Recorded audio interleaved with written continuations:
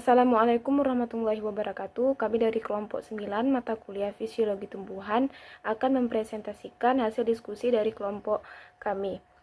Jadi kelompok kami itu anggotanya ada saya sendiri, Roza Amalia, dan Waitri Nindami. Baiklah, materi yang pertama akan saya sampaikan. Baiklah, materi yang pertama mengenai asimilasi. Jadi asimilasi itu adalah proses pembuatan makanan pada tumbuhan dengan bantuan cahaya matahari, atau biasa juga disebut dengan fotosintesis.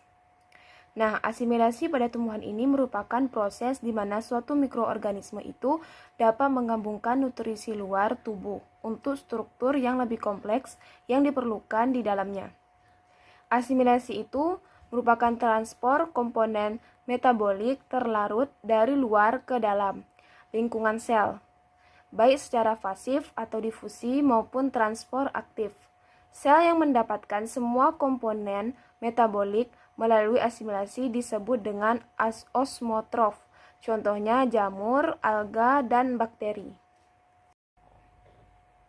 Nah, sedangkan nitrogen itu merupakan suatu bagian dari sel hidup dan bagian utama dari semua protein, enzim, dan proses metabolik yang disertakan pada sintesa dan perpindahan energi.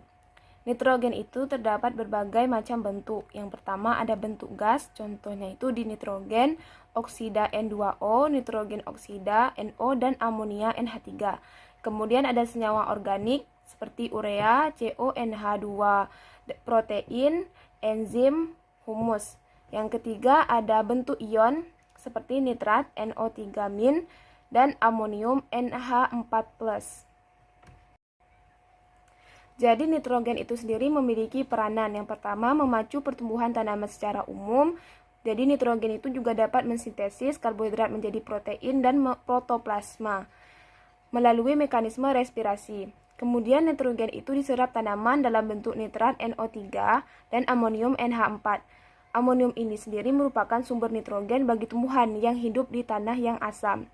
Kemudian unsur utama yang diperlukan untuk pertumbuhan tanaman dan reproduksi.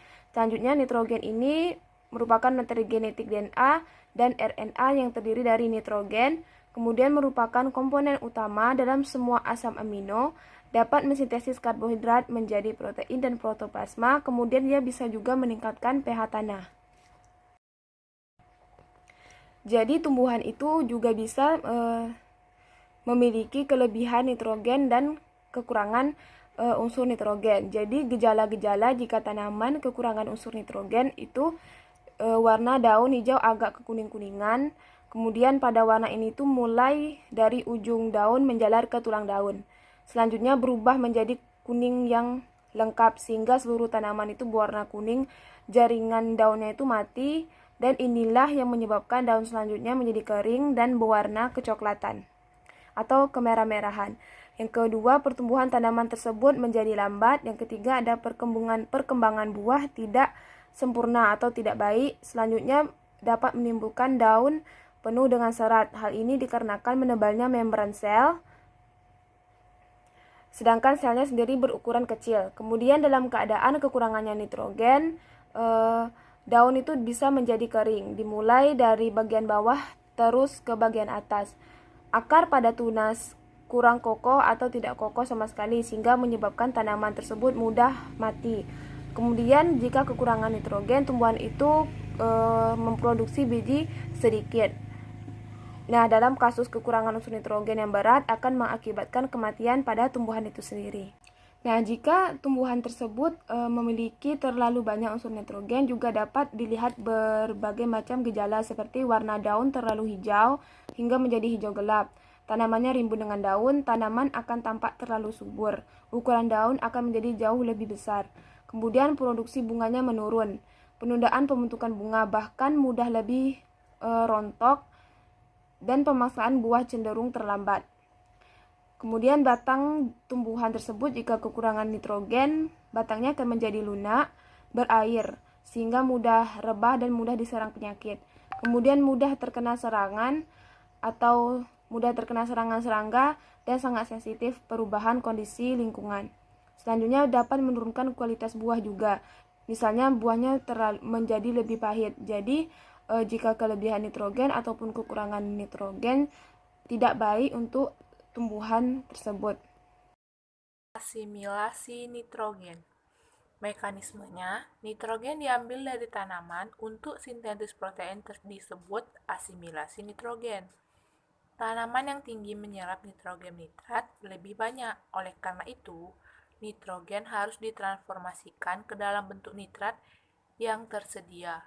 Kemudian, nitrat setelah memasukkan ke dalam akar dikonversi akan dikurangi menjadi jaringan yang digunakan membuat berbagai senyawa organik. Metabolisme nitrogen, siklus nitrogen. Siklus nitrogen sendiri adalah suatu proses konversi senyawa yang mengandung unsur nitrogen menjadi berbagai macam bentuk kimiawi yang lain.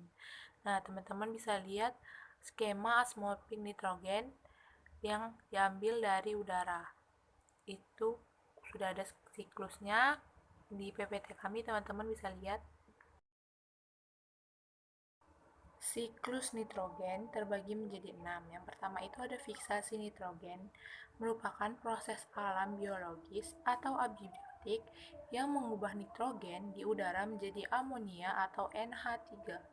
Selanjutnya itu ada asimilasi, yang merupakan tanaman mendapatkan nitrogen dari tanah melalui absorpsi akar baik dalam bentuk ion nitrat ataupun ion amonium, sedangkan hewan memperoleh nitrogen dari tanaman yang mereka makan. Tahap selanjutnya ada amonifikasi. Amonifikasi yaitu pengubahan senyawa tertentu atau amonia maupun nitrat menjadi amonium. Nah, siklus selanjutnya itu ada nitrifikasi yang merupakan konversi amonium menjadi nitrat dilakukan terutama oleh bakteri yang hidup di dalam tanah dan bakteri nitrifikasi lainnya. Nah, selanjutnya itu ada denitrifikasi, merupakan proses reduksi nitrat untuk kembali menjadi gas nitrogen atau N2 untuk menyelesaikan siklus nitrogennya. Nah, siklus nitrogen yang terakhir itu ada oksidasi amonia anaerobik. Dalam proses biologis, nitrit dan amonium dikonversi langsung ke dalam elemen N2, gas nitrogen. Proses ini membentuk sebagian besar dari konversi nitrogen unsur di lautan. Penambatan nitrogen. Proses reduksi N2 menjadi NH4 dinamakan penambatan nitrogen. Reaksi penambatan nitrogen secara keseluruhan adalah sebagai berikut. N2 ditambah 8 elektron ditambah 16 Mg ATP ditambah 16 H2O menjadi 2 NH3 ditambah H2 ditambah 16 Mg ATP ditambah 16 Pi ditambah 8H+. Nah, faktor-faktor yang dapat meningkatkan penambatan nitrogen itu ada dua. Yang pertama itu ada faktor lingkungan dan yang kedua itu ada faktor genetik. Faktor lingkungan dipengaruhi oleh kelembapan yang cukup, suhu hangat, sinar matahari, konsentrasi CO2 yang tinggi. Nah, jika faktor genetik itu dipengaruhi oleh proses pengenalan yang dikendalikan secara genetis antara spesies bakteri dan spesies. Reduksi nitrat menjadi amonium.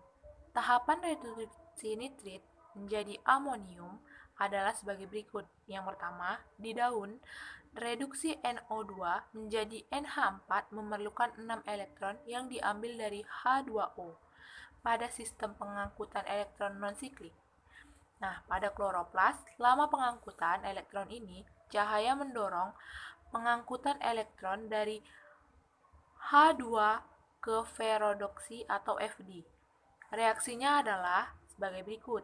3H2O ditambah 6Fd ditambah cahaya menghasilkan 15O2 ditambah 6H ditambah 6 ferrodoksin.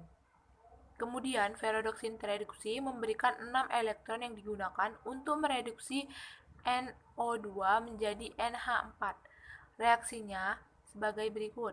NO2 ditambah 6 ferrodoksin atau Fe ditambah 8H menjadi NH4 ditambah 6 ferrodoksin atau Fe ditambah H2O. Sehingga keseluruhan proses reduksi nitrit menjadi amonia adalah NO2 ditambah 3H2O ditambah 2H ditambah dengan cahaya menjadi NH4 ditambah 1,5O2 ditambah 2H2O. Tersedia bagi tanaman. Nitrogen yang dapat dimanfaatkan oleh tanaman tingkat tinggi, khususnya tanaman budidaya, dapat dibedakan menjadi 4 kelompok utama. Yang pertama itu ada nitrogen nitrat atau NO2, nitrogen amonia atau NH4+, yang ketiga itu ada nitrogen molekuler atau N2, dan yang terakhir ada nitrogen organik.